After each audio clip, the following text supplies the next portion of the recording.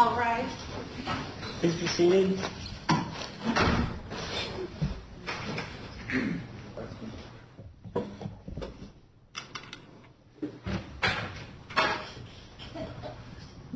Jurors are not on your judge. Okay.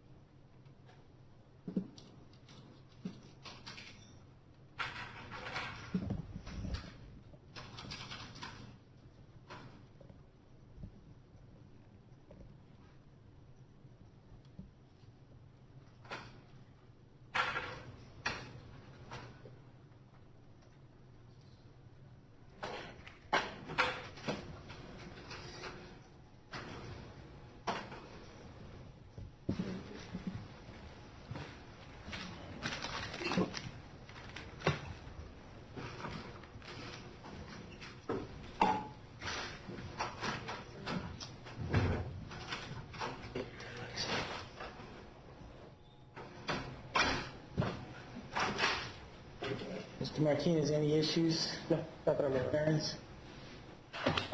We spoke with Ms. Stoller. On the record, off the record. You can start off the record. All right. She said that absolutely they could get that to us. She can't because she's retired.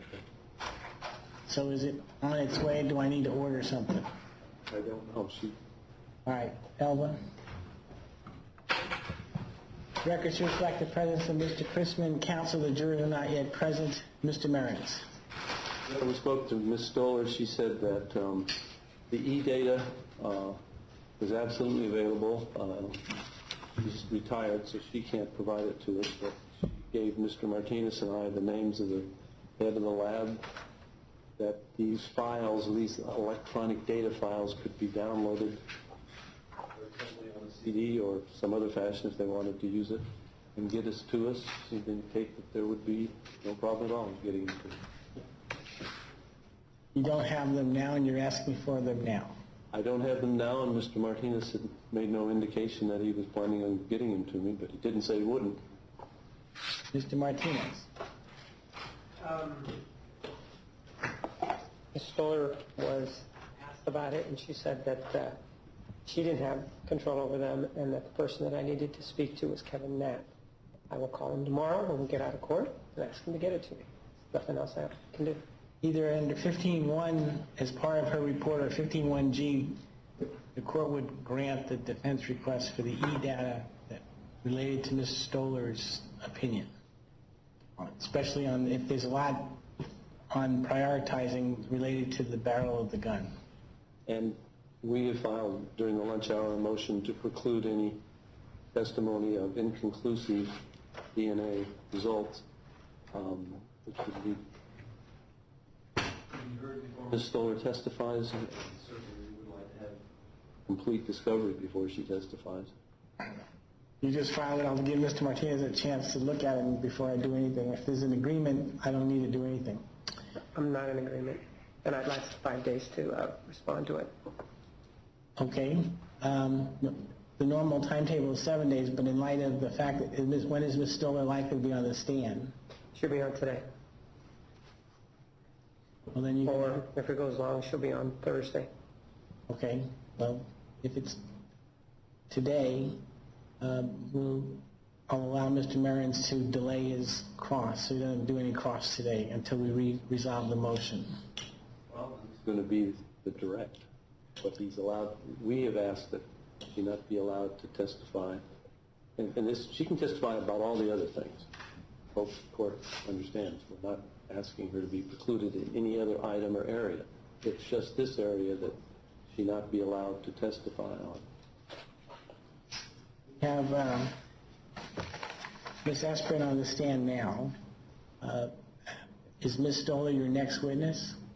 No. All right. We'll have the break in the meeting. In the meantime, I'll ask somebody to print up the motion so I know what the motion. I haven't seen the motion. Mr. Murrins, are you otherwise set up ready for Ms. Esprin? I am, Your Honor. Jurors are ready, we're ready.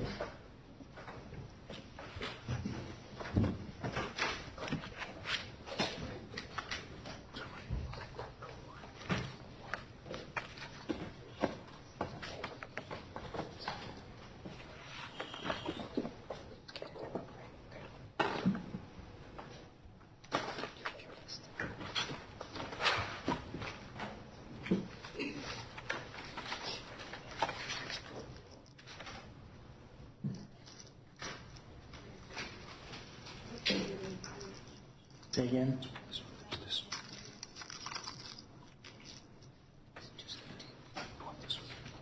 Mr. Gann, you would email that to Barbara McDonald. She can print it here. You have another, if you can, she doesn't have it in her system yet, but if you just email it to her directly, she can get it. If I could also get it emailed so I could look at it. Yes. Okay.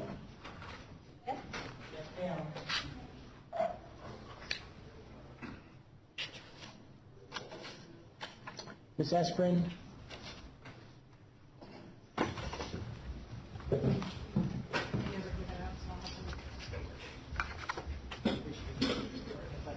I have to look mine up.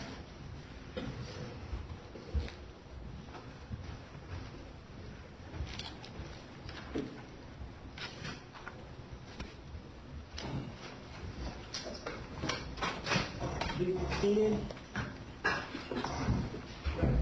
After presence of Mr. Chrisman, counsel, and the jurors. Ms. Esprin is still on the stand, still under oath, now beginning cross-examination. Mr. Merritz. Good afternoon, Ms. Esprin. Hello.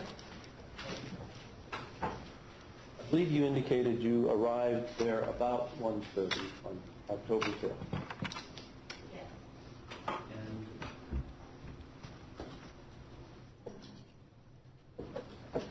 you took some initial photographs, Exhibit 7 being one of them.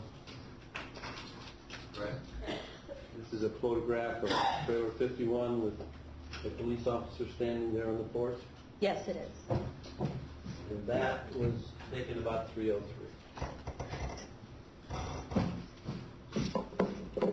Then you said you didn't do anything further as far as photographs until about 7 p.m., is that correct? No, sir, I did take photos of Officer Vigillo Ah, okay. And where were they taken? in the mobile command van. All right. Other than those photos of Officer Virgilio, between this 3 o'clock photo that I showed you and the approximate 7 p.m. photos, did you take any other photos? No. Now, I think we've got testimony that the warrant was signed about 4:21 p.m. Okay. So you took no photos, assuming that that's the testimony, you took no other photos between 4:21 and about 7 p.m., correct? No, I did not. Okay. Now, did I understand correctly that you take an initial set of photos and then, and nothing's disturbed, correct? Correct. And then placards are put down and still nothing is disturbed? Correct. And these placards are numbered and there to determine different pieces of evidence that the officers plan to seize. Yes. You then, part of your job is to take pictures of these placards and the scene where the placard is, right? Yes. And so, until the placards are placed on these different pieces of evidence, am I correct in saying that the evidence and the scene is not to be disturbed? Correct. So I show you what's been marked as exhibit, oh, I'm sorry. This one is not an evidence. May I approach? Yes. Let me show you what's marked as exhibit 220, I'm sorry, 320, and ask you if you can recognize that as... Yes, I do. I move for the addition of 323. No objection. 323 is admitted, may be published. We've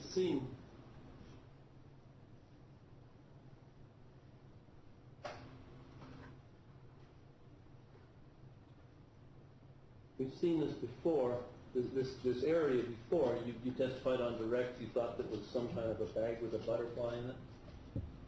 Yes, And that's a placard 16, correct? correct.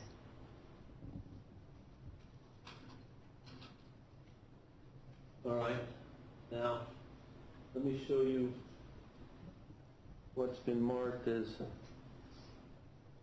exhibit. Oh, I'm sorry. Let me go back and get the time of it. The back of that exhibit 323 is at 1:10:36 a.m. Correct. Okay. Now let's look at exhibit 41. And this is the back of that exhibit. This is in evidence, and it shows this was probably one of the first photographs you took starting at about the 7 p.m. time. Okay, yes, And exhibit 41 was taken at 7:04:52 p.m., right? correct. And we have here the front door. Do we have those lights? Yes. In just a little.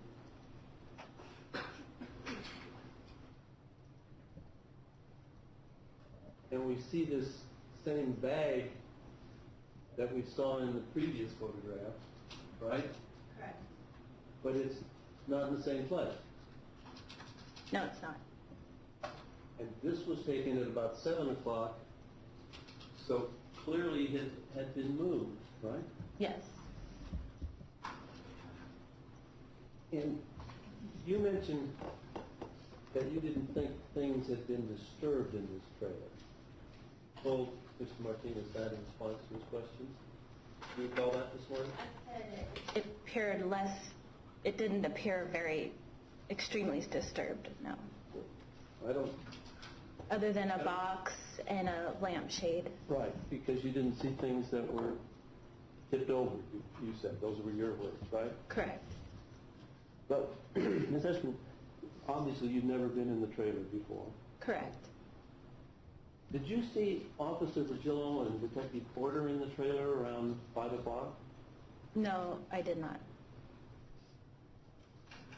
So you've not been in the trailer before, so would it be a fair statement to say you didn't know what was and wasn't there, or what was and wasn't standing up? Yes.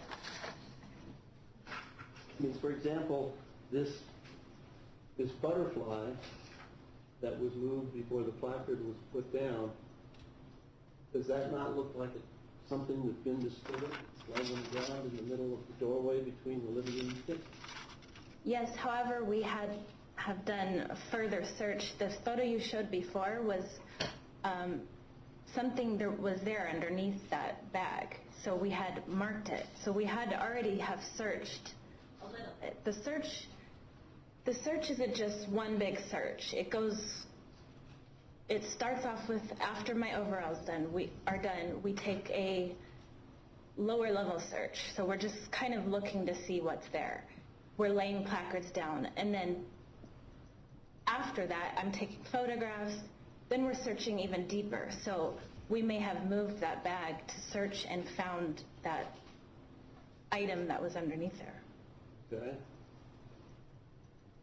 What was found underneath it? Well, you showed me a photo prior, and there was a placard 16. Okay, let me show you that photograph, Exhibit 16. I'm sorry, Exhibit 323. Is that the one I just showed you? Yes. And Exhibit 323 with placard 16 is showing what as a piece of evidence? It's a part of a taser. Now let me put my pen on it if I can. Is it at the end of my purple pen? Yes. Right next to the Folgers can? Yes.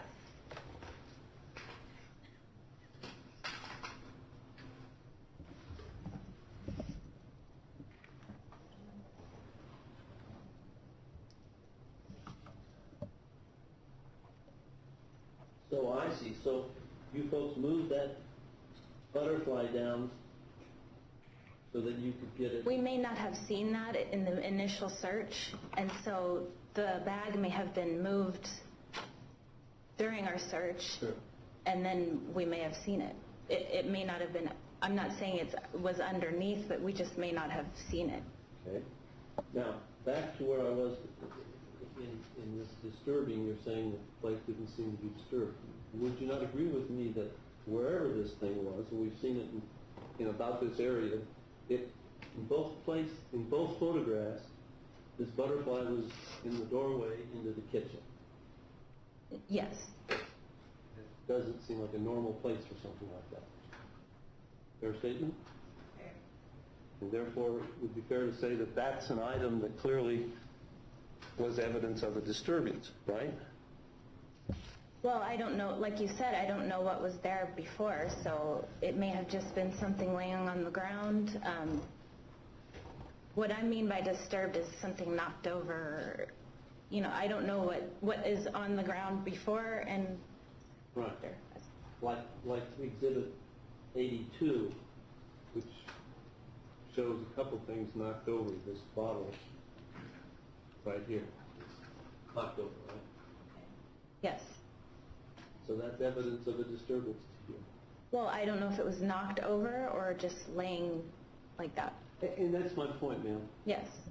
You hadn't been I in don't there know. before, so you don't really know what's normal in this trailer and what wasn't normal, correct? Correct. And you don't know what was disturbed and what wasn't disturbed, correct? Correct. And I could show you, for example,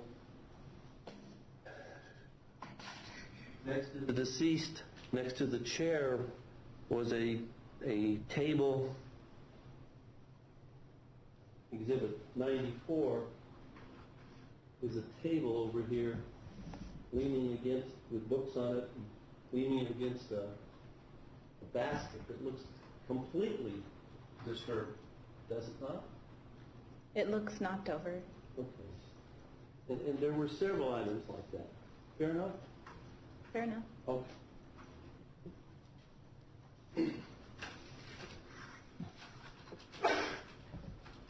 Gentlemen.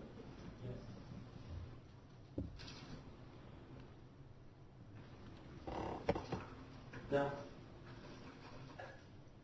you told us about the taser that was outside on the ground.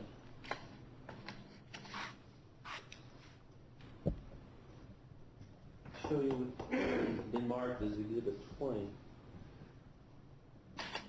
And this one was taken at 7:01:30 p.m., correct? Correct. And it shows,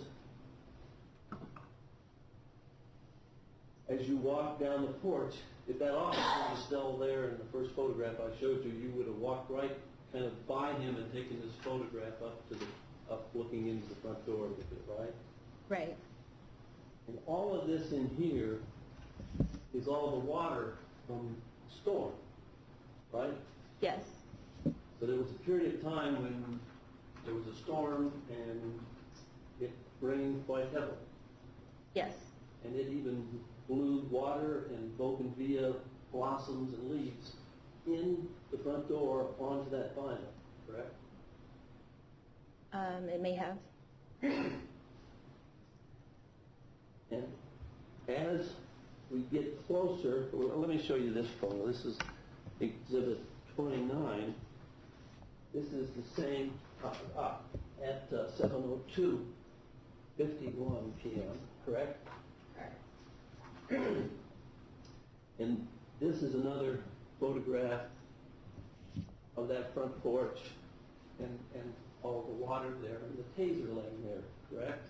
Correct. And then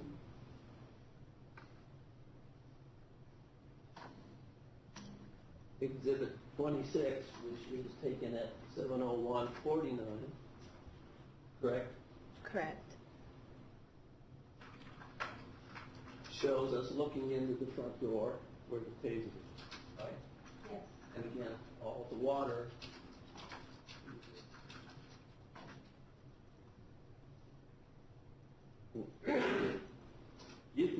water leading up to the taser, and then around that mat, right up to that purple lip on the door, right? Yes. And then this is exhibit 23. Now, this one was taken much later, 11/47/26, correct? Yes. That's about 4.5 hours later, right? Right.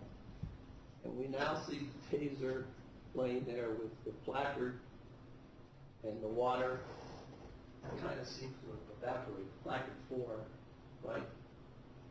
Yes. And the water seems to kind of evaporated and gone away, right? Right. But the mat was soaked, right? I don't know.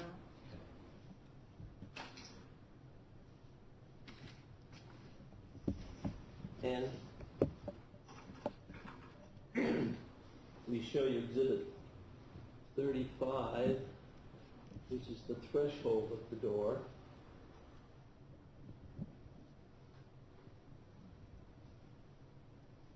You can see the water and the ballast pooling right there, right in there. I don't see water. You don't? It could be. Oh, yeah, I see it now. I'm sorry, we zoomed in on it. Yes. You can see it much better now, right? I see it, yes. Yes, ma'am. Right there at the threshold, right? Right. And then exhibit, oh, I'm sorry, let me go back to the 35. And we can also see those broken via leads. And the flowers and the green. Yes. Just a second, there. That the water had flown in from the slope. It may have.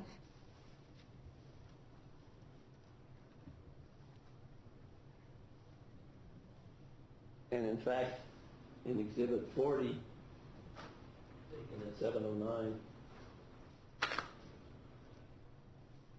we can see water and blood moving all the way up to underneath the bicycle, right? I see blood. I don't know if I see water. I can't really see it in this photo. Okay. Maybe if you zoom in. Yeah. Okay. Also try to monitor behind you. It's clear.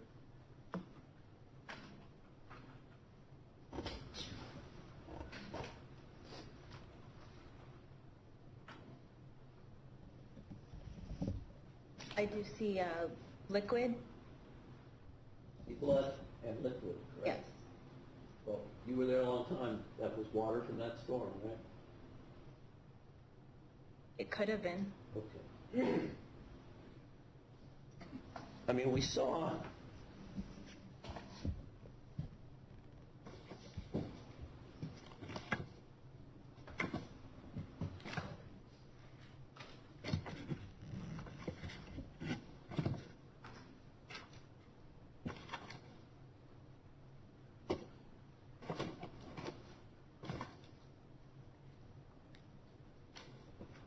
here's exhibit 11.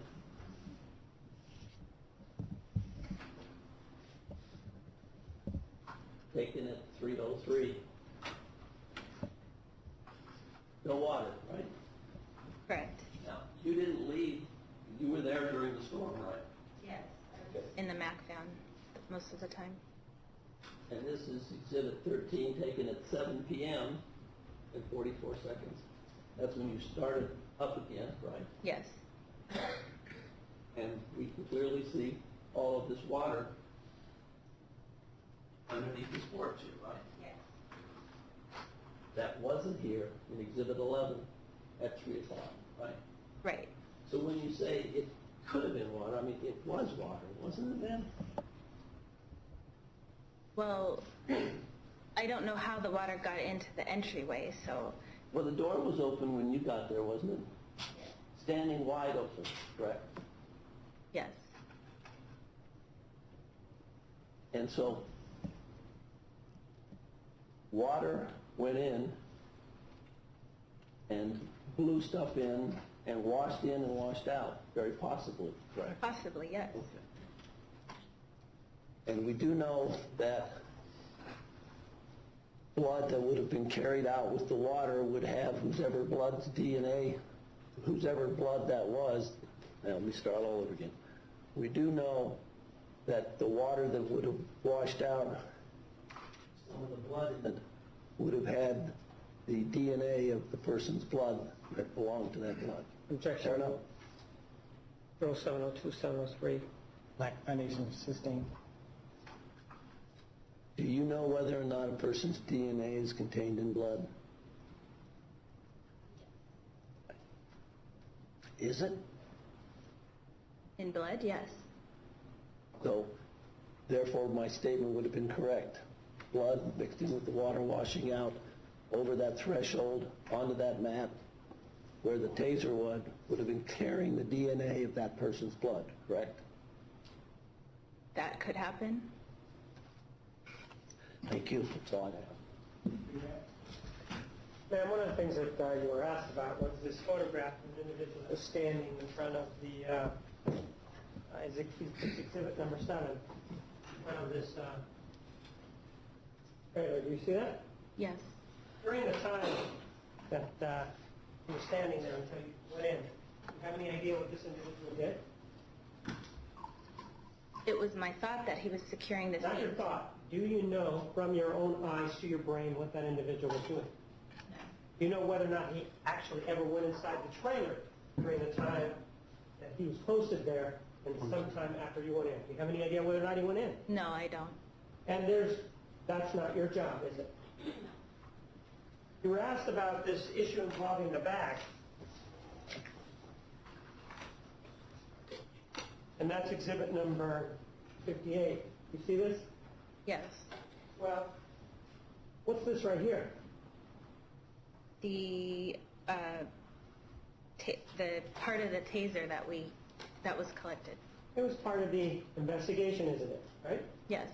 And you can see the straps here, can't you? Of this bag, right? Yes. As you take a look at, and then you see this corner of this bag. Do you see that? I'm calling it the upper right-hand corner. Do you see that? Yes. If we then take a look at exhibit 41, where's the upper right-hand corner, ma'am? Is it in the same position it was before or not? No. And is it resting against anything there?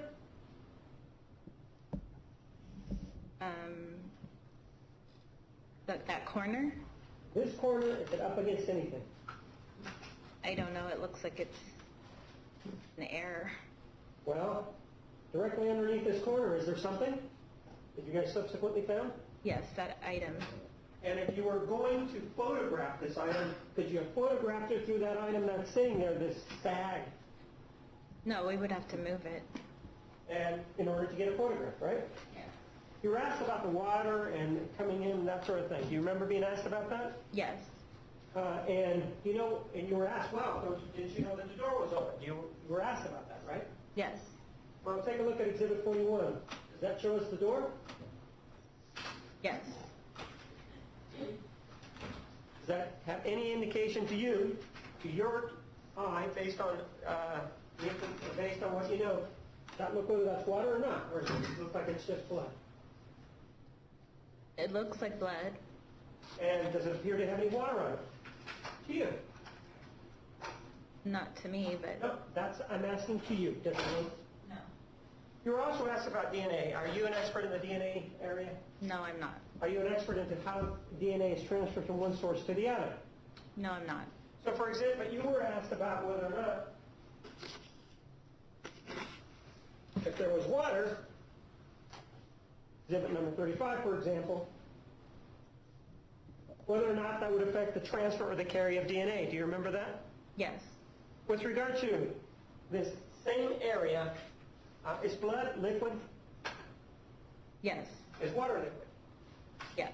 Whether or not they have the same consistency, if somebody steps on water with the sole of their shoes, given your experience as in life, you know whether or not the sole may be wet. Most likely, yes. Well, and with regard to blood, again, with regard to the DNA question, if a person steps on blood, you know whether or not there might be a transfer of the blood onto the sole of those shoes. Most likely, yes. And do you know if there are any tests that can be performed to determine whether or not there's any blood underneath somebody's shoe? Yes. But you're not an expert in that area, right? No, I'm not.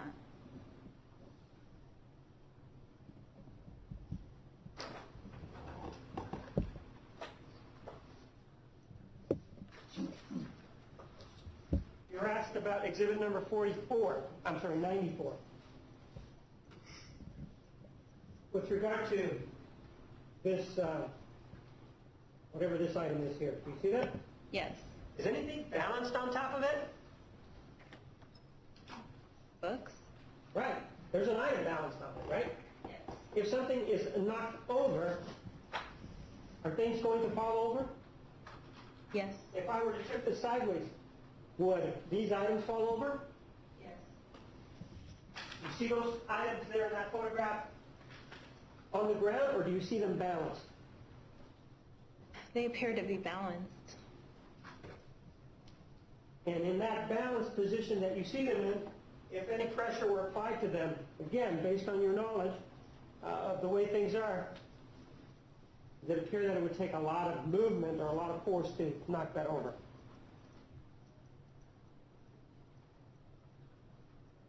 I'm not sure how much force, but it looks like it could be knocked over. And the water that we see here in exhibit number 26,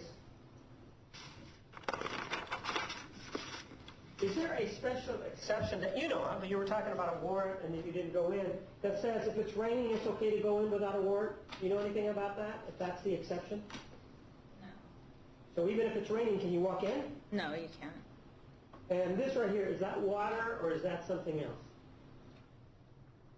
This. When you moved it down, I realized it's a mat, I think. So, is this wet or dry in through here? Dry. There are some spots though, right? Lots of water, yes. And if we take a look at exhibit number 23, that brings it into focus more, doesn't it? Yes. You do have a mat, and you see this area here, up there, what is that called? The threshold of the door? Is the threshold higher or lower than the cement?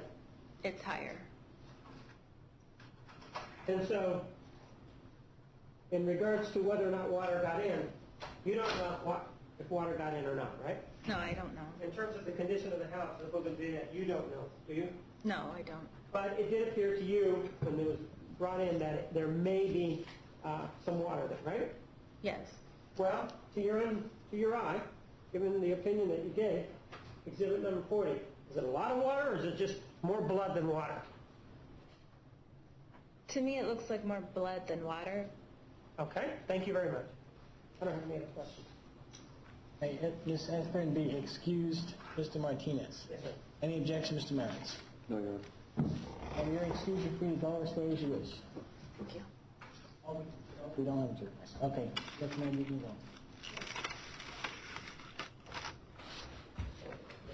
Jacob Thomas.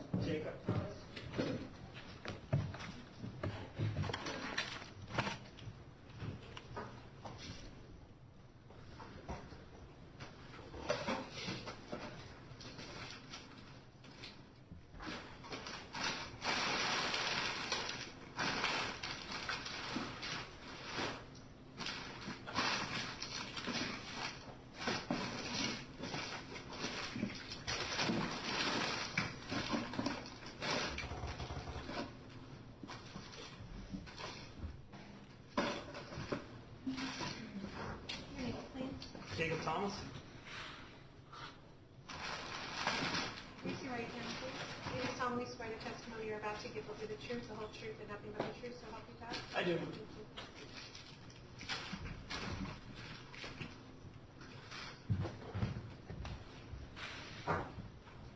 Can I have your name, sir? Kind of. Let him sit down. Mr. Martinez. Your name, sir? Jacob Thomas, Who do you work for? City of Phoenix Crime Lab. And what do you do for them? I'm a forensic scientist. As a forensic scientist, what are your day-to-day duties? And are they the same now as they were back in October of 2010? Yes, they are the same as they are now, as they were back then. and I perform latent print processing on items of evidence, and I do forensic biology screening on it as well. When you say that you do biological screening, what does that mean? That means I look at items of evidence for biological material. When you say that you look for it, is it the case that every time that you look at something, you're able to discern just with the naked eye whether or not there's some cellular material there? No, you cannot discern whether there's cellular material or not. Not all biological material is visible by the eye.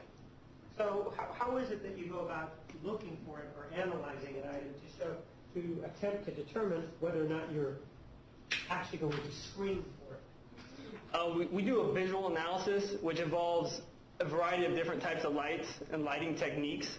And then we use what's called a specialized light. It's a forensic light source. And it's kind of like a black light. And biological material has the potential to illuminate and give off a glow, basically, which will allow us to identify a possible source of biological material. Or in the extent of blood will actually do the opposite and will appear dark on some items of evidence as well. And when you say that you screen, are you the person that actually does the so-called DNA testing, or is that somebody else? That would be somebody else. So are you a precursor step to that DNA testing? Correct, yes. And how is it that you go about doing this DNA screening? How do you collect the items that you may or may not see? Explain to me how you go about doing it. It depends on the type of stain. If it's a visible stain, for instance, a red-brown staining on an item of evidence, we will use a wet swab to collect that red-brown. Well, let me back up a step. We'll actually test the item, the staining, in order to see if it indicates a possible presence of some sort of biological. So we have tests that will indicate the presence of possible blood. If that test indicates that it could be blood, then what we will do is we will use a sterile wet cotton swab and swab that area, and then we will actually cut a piece of it off based on how much staining that we have on the swab, and we will portion that into a microcentrifuge tube, is a small tube that the DNA analyst will use in order to further process the evidence for DNA. I have exhibit number 258. Are you familiar with this item? Take a look at it.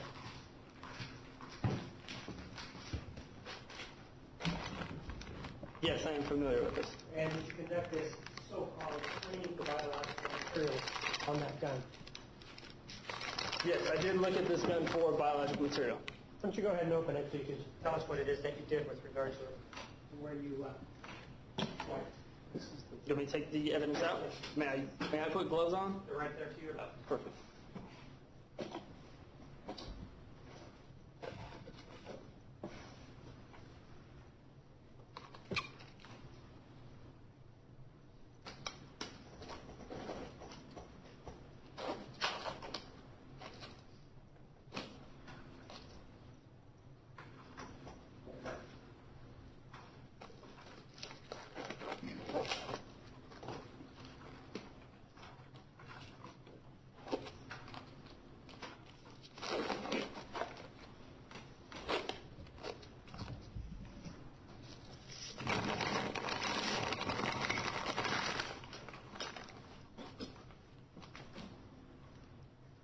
I collected a variety of swabs off the gun. I collected a wet-dry swab from inside the barrel. Why a wet-dry swab from inside the barrel? Wet-dry swabs are used to collect what is known as touch DNA, which is DNA that is left from skin cells on an item of object after somebody's touched it. That's our normal technique that we use to collect touch DNA. All right. So I collected this wet-dry swab from the inside of the barrel. From the face of the muzzle, approximately 1 centimeter onto the frame here. And then I collected a swab from the top of the slide and underneath this area. And then I collected a set of swabs from the normal contact areas, which would be the normal way you would hold it. So it would be this textured area here, the grip area, and the trigger, and inside the trigger guard. I wasn't sure that with regard to the muzzle portion, show me where it is that you conducted your screening test? Just show me again where it was. Was it the muzzle? Was it around the muzzle? What? It was, if this were to be flush with the barrel, the front face of the actual frame, You keep saying if this were flush with the barrel, that's what I'm trying to get at. What is it that you're trying to tell me when you say that? Because when you conducted the test, was the gun in the condition that you have it now? no, it was not. So explain to me what it is that you were trying to tell us before. That this would have been forward, and I would have looked at the entirety, or I would have swabbed the entirety of the front surface of this area here. Steve. You want to get the gun in the position he was in when he tested? Right, exactly. Do you know how to do that? Sure, I gotta cut the tie. I don't know if that's I think it'll work. good enough.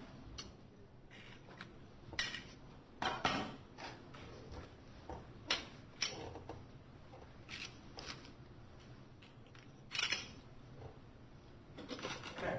Now it looks a little bit different than it did before, correct? Correct. So tell us now what it was that you swabbed as the gun is presented to you now with regard to the muzzle area. So the face of this entire area that I'm touching with my finger is what I swabbed in regards to the muzzle area. Okay. Along with 1 centimeter onto the front of the muzzle as well. So along as well as that area. But you definitely did the front muzzle area. Correct. All right. Did you also have occasion to work with the exhibit number 267?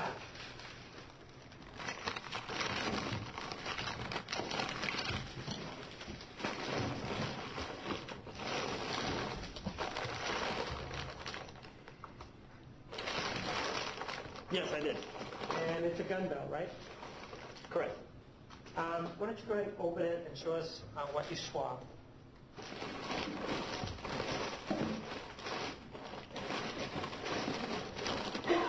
Did it not open already?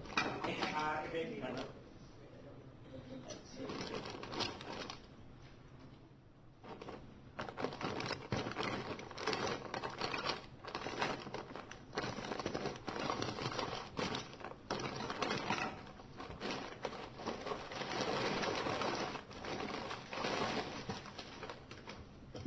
May I stand? Yeah. Yes. So the area that I swabbed, guard to the gun belt.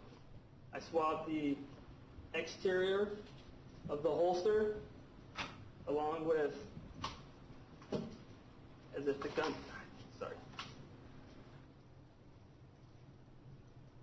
So the exterior of the holster and just to the left of the holster as I'm holding it. Okay, anything else? And then the inside of the holster. And those were the areas that you swabbed, correct? You don't mind putting it back?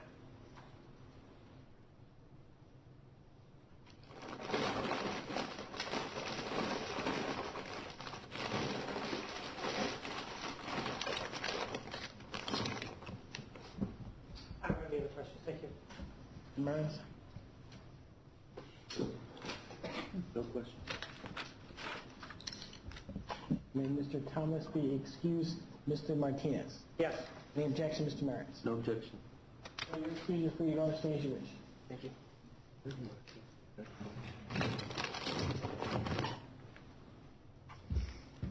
State Paul Sparrow, if it's Ray.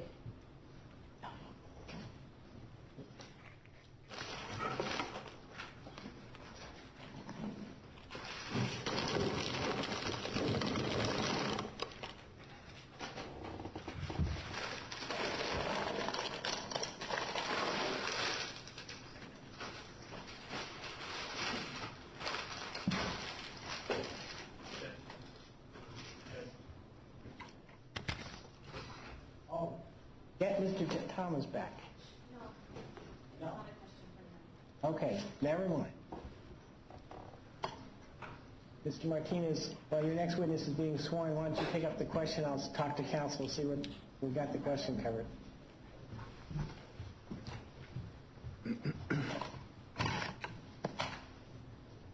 Thanks.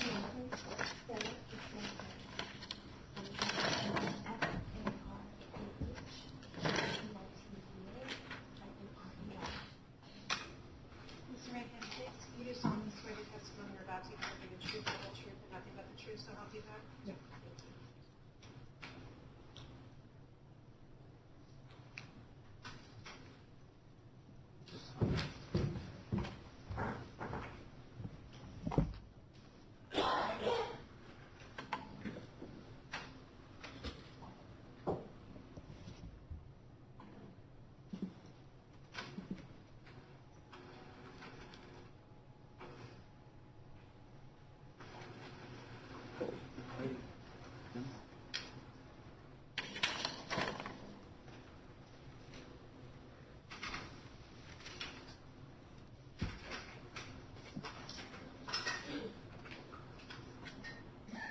Martinez, would you, you may call your next witness, Mr. Martinez. State call, Sarah Bitzer, Your name, please? Sarah Bitzer. And where do you work? I'm a forensic scientist in the Forensic Biology Unit of the City of Phoenix Police Department Crime Lab. What do you do for them? I work in our forensic biology section as a screener, so in my job capacity, I look at items of evidence and locate, identify, and collect any possible biological material on items. You know somebody by the name of Jacob Thomas? Yes, I do. Does he work in the same unit as you do? No, he does not. Did you assist in the investigation involving a homicide down at 303 East South Mountain Avenue, October 5th of 2010? I analyze items of evidence. With regard to the items of evidence that you analyzed, did you have occasion to see the shirt of the police officer that was involved? Yes, I did. And what is it that you did? I examined that item, looking for any possible blood that might be on that. And how did you do that? How did you go about looking, for example, at the shirt to see if it had any blood on it? I look at the item using standard lighting that's available to me, just like in here, in this room, using flashlights to get more direct lighting on an item. In this case, I also worked with another analyst by the name of Heather Fairchild, who did special types of photography that would help detect any possible blood. And the photography in the sequence of events, where did it come? The beginning, the middle, or the end? Heather Fairchild photographed that when I at the end. So in terms of the shirt, and did you do the same thing with regard to the pants? Yes. And again, with regard to the pants, if you found something, what is it that you did? When I located a possible stain of blood, I did what we refer to as the Kassemeyer test to see if it tested positive for possible blood. And then Heather Fairchild also would photograph those areas. Let me show you the shirt, let me show you the pants, and then I'm also going to show you the boots. Let me see if I can find them.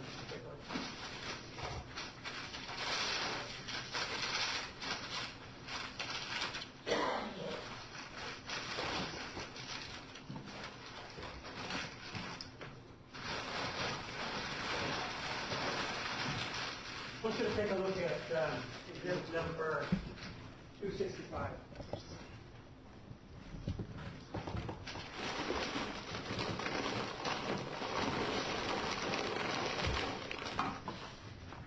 Okay? And you recognize this head. Yes. And what is it? It is the black high top boot, left boot. And can you open it for me? Yes.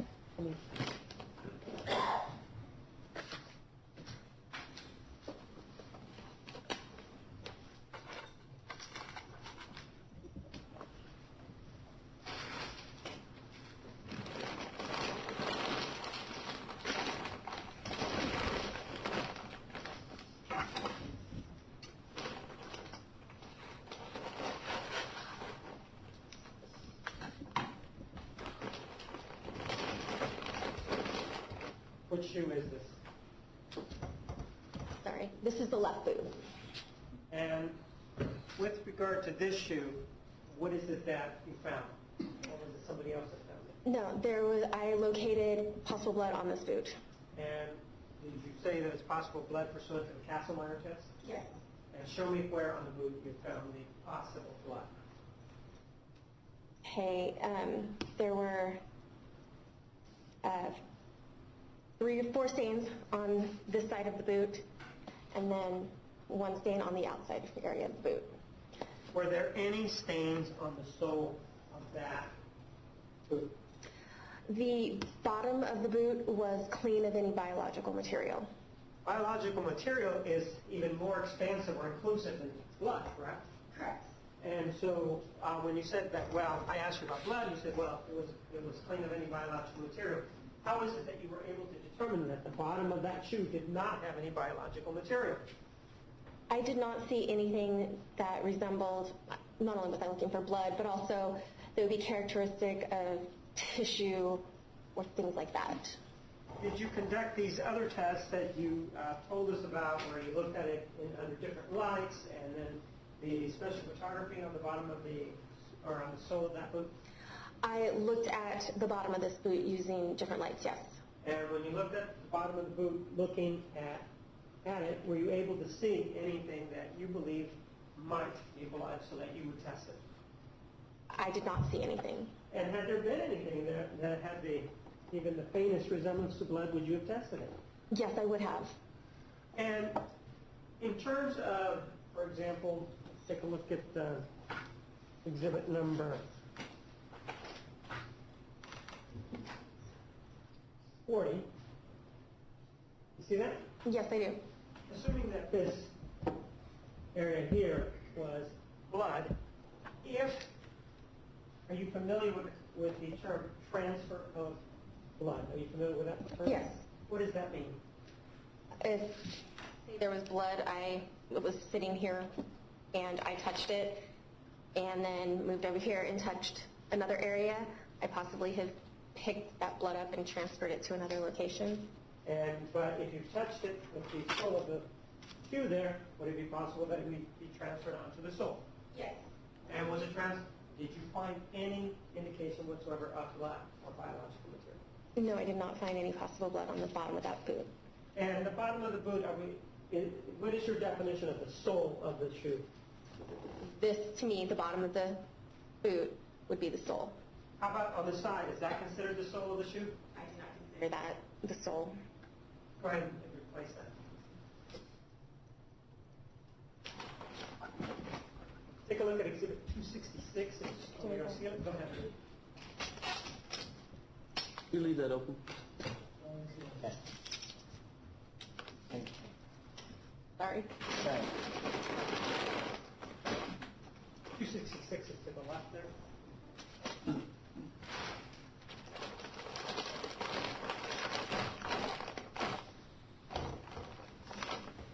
Okay.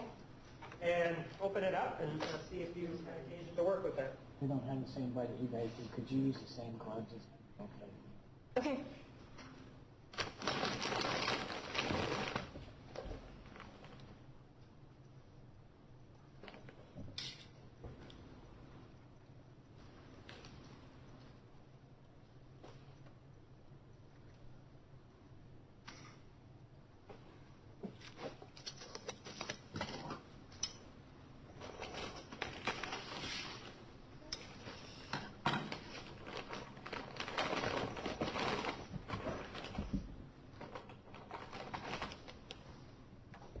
And which boot is this? The right boot. What is it that you did with regard to examination of that boot?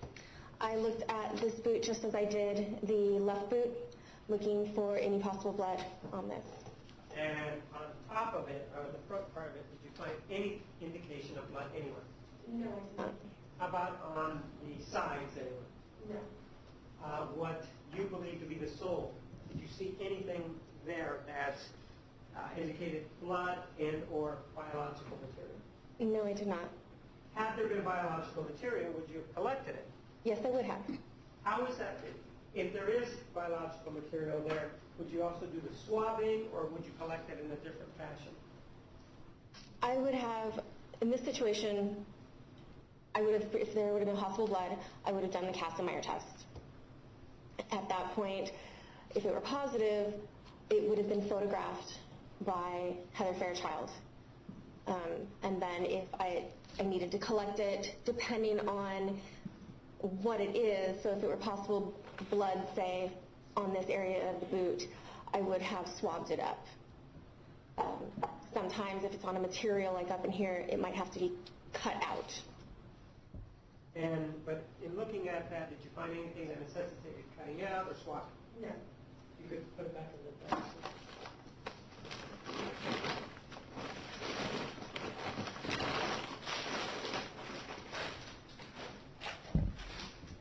Take a look at exhibit number 261.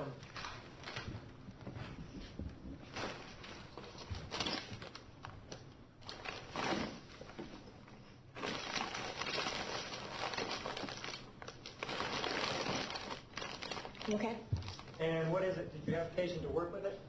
Yes, I did. This is the short sleeve uniform shirt.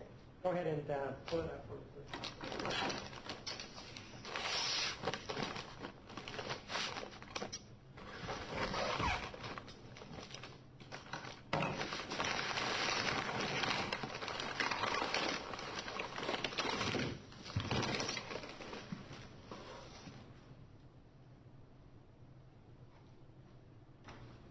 You indicated that you undertook a certain procedure or a different procedure with regard to this clothing.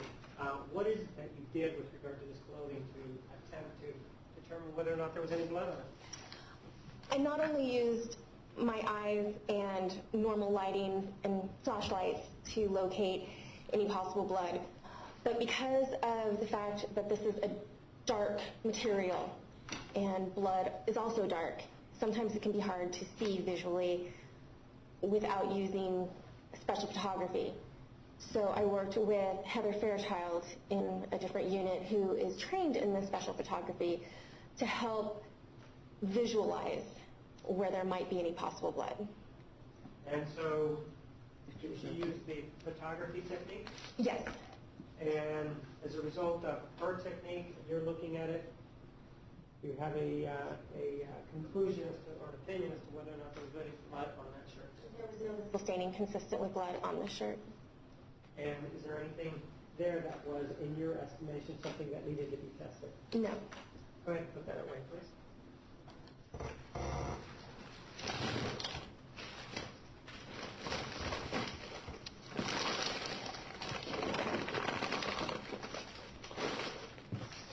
Take a look at exhibit number 260.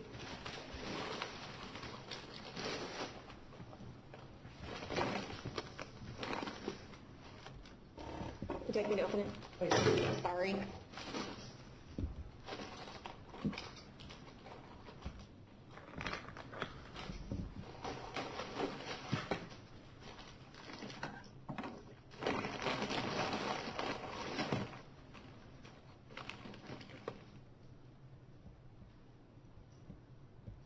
And this is an item that you worked with, right? Yes, it is. And with regard to the right pant leg, find any substance consistent with blood? No, I did not. How about the front area of the pants? Anything consistent with blood? Front upper area, no, there's nothing. How about the back area? No. And in the back of the legs, anything consistent with blood? No. How about the left leg, the lower portion of it? The front lower left leg, as you can see by the markings here, I found areas of possible blood. The markings that are on there, did you put those on there, or did somebody else put those, or is it that the way that it appears when there is blood there? No, I put those markings on there once I received a positive Kassemeyer test for the indication of blood as a way to be able to go back to this item at a later date and find those stains easily. Right, if you don't mind holding it up for us again so we can see the height of it, please.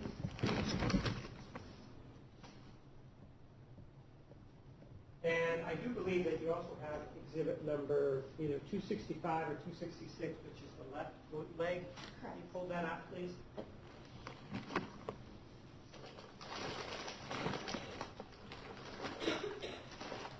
First of all, what item number is it? I'm sorry, exhibit number. Yeah. It would be the green tag there, I'm sorry. Yeah, I'm just making sure I'm pulling out the left one and not the right one. Sorry.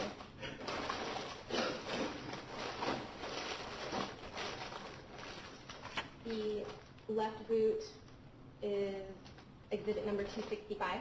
All right. If you don't mind holding your pants up, if you need me to hold the boot, I will. And drape the pants over the boot so that this goes in there. Okay.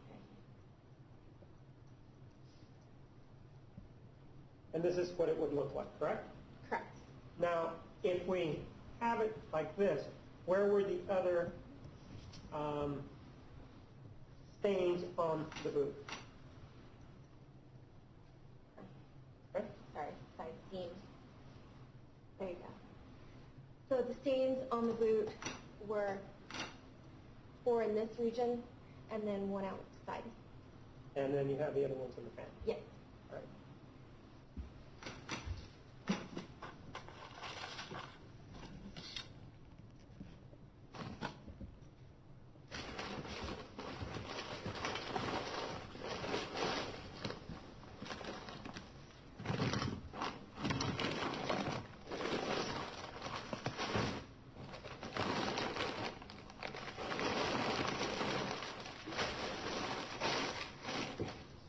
Ma'am, I don't know if the handgun is still up there. If it isn't, I'd like to show it to you. I don't see it. There it is. The judge is you don't mind not pointing it at anything other than Did you also have occasion to, let's do this, did you also have occasion to work with regard to that, perform any work with regard to that handgun? No, I did not. Did you check it in any way, shape, or form to see if it had any biological material on it? I never had this item in my custody. Okay. Was there an item that was taken from this gun that you ultimately determined was not biological, looked like wax? Yes, there was. And how is it that you came across that particular item? There was an item that was collected and described as a brown flake from the side of the gun. And so then I received just that brown flake in a container. And it was from the side of the gun, correct? Correct. That's how it was described. So you received this brown flake, and what is it that you do to determine whether or not it has blood on it? I did a visual exam of this with the unaided eye, so just looking at it like I'm looking at you now, as well as looking at it underneath the stereo zoom, which is a type of microscope that will help me get a closer view and more detailed view of that item. And after doing that, were you able to make a determination as to what that substance, whether that substance was biological or not? It's not biological material. When you say it wasn't biological, how were you able to determine that? The characteristics of it did not resemble anything that I'm familiar with as being biological.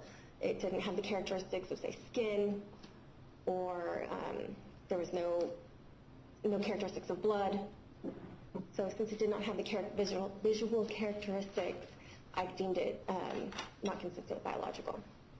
Did you also work with some swabs that were taken from, take a look at exhibit number 40, that were taken from this bicycle? Yes. And specifically, where were the swabs that were taken from the bicycle that you worked with? I received a set of swabs from the top of the seat, as well as a set of swabs that was collected from the top of the middle bar. So you received 2, actually. Yes. And did you receive yes or no? Did you receive the third that may have involved the handbooks? No. So just 2? Correct. And since somebody has already seized them, what is it that you're doing with them? What is it that your function is with regard to those particular swabs from the seat and this bar? I look at those swabs and do a visual examination. I tell what the staining looks like. This situation, there was a little bit of red-brown staining that appeared to be blood on those swabs, so I performed the Castlemeyer test to confirm that it was possibly blood. Then I cut the tips off of those swabs and put them into a small tube to be forwarded on for further DNA analysis. Are you the person that actually did the DNA analysis in this case? No, I am not. And who's the person that does that? Kathy Stoller did the DNA in this case. But you're familiar, what is DNA, first of all? Are you familiar with that? Yes. What is DNA? DNA is what makes us who we are. It's the building blocks of life. Each of us has a unique DNA profile unless we have an identical twin. Is it a biological substance from the body? Yes. So, and this biological substance that comes from the body has in it this DNA, right? Correct. And this DNA can be analyzed, or the profile can be analyzed and compared, right? Correct. With regard to DNA, do you know whether or not extreme heat, such as that from the expanding gases that are present when there's the shooting of a gun, do you know whether or not that affects whether any biological material, i.e. DNA, that may be left behind? Heat can degrade DNA. When you say that it can degrade DNA and that heat can do that, is degrading the same thing as destroying for purposes of testing? Yes. So heat is one of the factors that will not allow you to perhaps get a result because heat has done something to it, right? Correct. Casings, is that something that's affected by this heat, just as an example? Yes. In this case, did you also have some bullets that you worked on? Yes, I did. Why is it that you're working on doing this work and then somebody else is doing DNA testing? It appears that it's somewhat of an unnecessary step if we have a person that's going to do DNA testing. What is it that you do without anything pejorative about it as the middleman? The City of Phoenix, that's the way our lab is set up. We have a side of the lab that does the screening, so locates, finds, collects, identifies. Then it's preserved and sent on to the DNA analyst. Some labs do it all as one, other labs do it in two separate units. So what you're saying, I think, is that you're the person that actually prepares or gets the item that's ready for somebody else to do the test later on. Correct. I get it prepared in little tubes and packaged for the DNA analyst. Did you receive some buccal swabs from somebody by the name of Richard Chrisman? Yes, I did. And what did you do with those buccal swabs? The buccal swabs we're told is saliva, but what is it that you did with regard to those? The buccal swabs I received, I did a visual exam, notated the color of the staining on those swabs, and portioned half of one swab and put it into a tube to be used by our DNA analyst in the DNA process for comparisons. Did you also receive a buccal swab with somebody named Sergio Virgilio? Yes, I did. And as part of this, did you receive a blot from the Office of the Medical Examiner in the name of somebody by the name of Daniel Hernandez? Yes, I received a blood blot. So what's the difference? Now you have, are they treated differently? You have blood on the one hand, you have saliva on the other. Are they treated differently or not? Both can be used as a biological standard for an individual.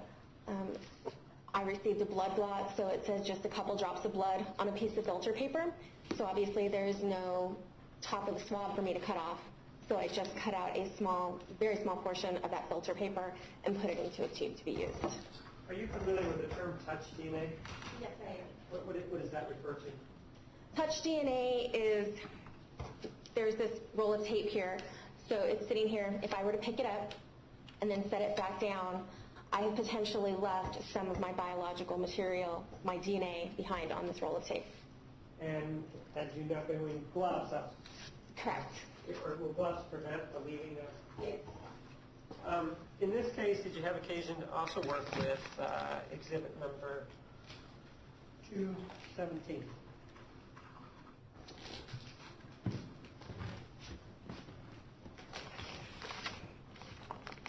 Yes. Read for us what it says on the outside of the envelope so that we don't have to open it. Fired bullet. And on the left, there's an indication of the date on the upper left-hand corner. You see that? December 8th, 10. And then it has more information. Please give that to us. It has our departmental report number, our invoice number, the item number, and then the individual. What item number is it? Sorry, the invoice number is 397-1026, item number 1. And the person whose name is on there? Mason. Did you do anything with regard to that? Yes, I did. What did you do? I looked at this both unaided eye and with the stereo zoom, and then I swabbed this bullet as well to collect any possible biological materials. And that's number one, and there's a date of December 8th on the front of it, right? The date of impound is December 8th, yes. And there's an item number one associated with it, right? Yes. Take a look at exhibit number 216.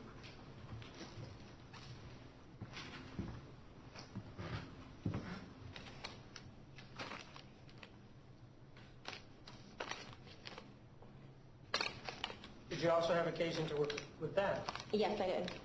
And if you could read the front of it, please. Date of impound is October 11th of 10. Ours our department number, our invoice number of 3955594. Item number 13. Impounding individual is Mason. And it is item number 13, though, right? Correct. Exhibit number 218.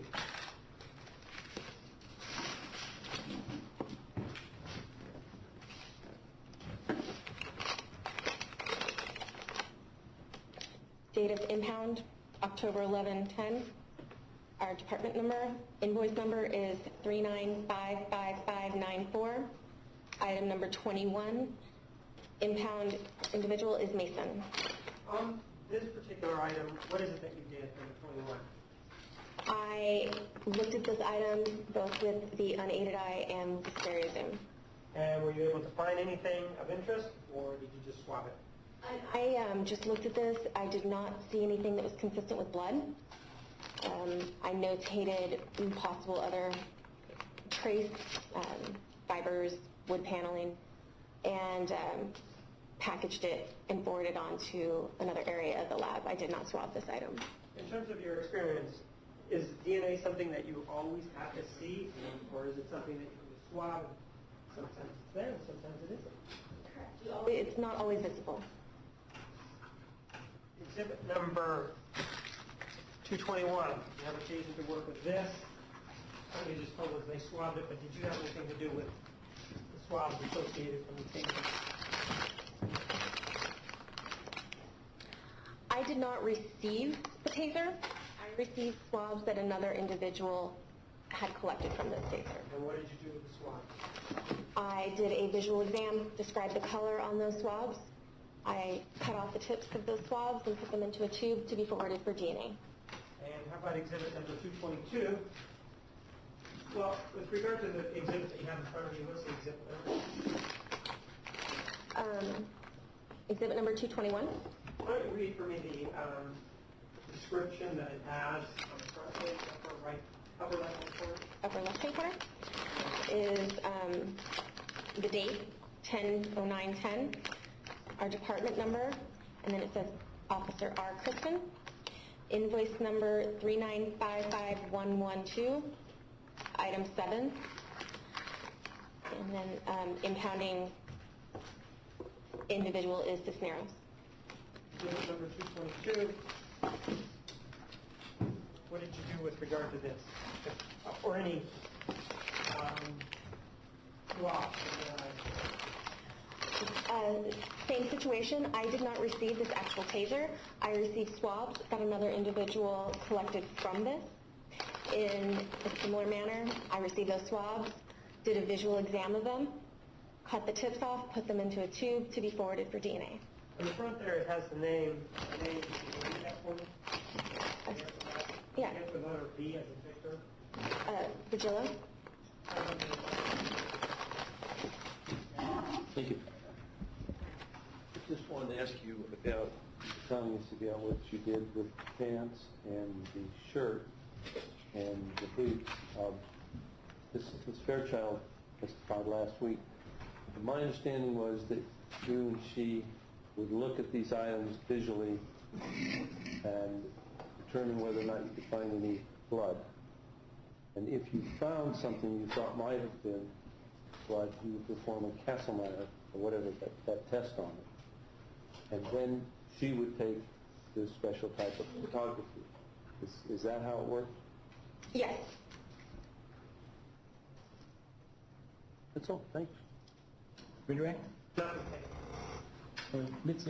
Bitzeray be excused. Yes. Any objection? Daniel? This here? Okay. Okay, thank you. Excuse, you're free to go or stay as you wish. Mr. Martinez? Great calls, Kathleen Stoller. All right. Let's set up, why don't we take the afternoon break a little bit early, and then we'll reorganize the exhibits. Let's do the math, 250, 255. We'll take a break till 2:55. Please remember the admonition, keep an open mind, don't discuss the case. We'll see everybody at 2:55. Jurors are excused.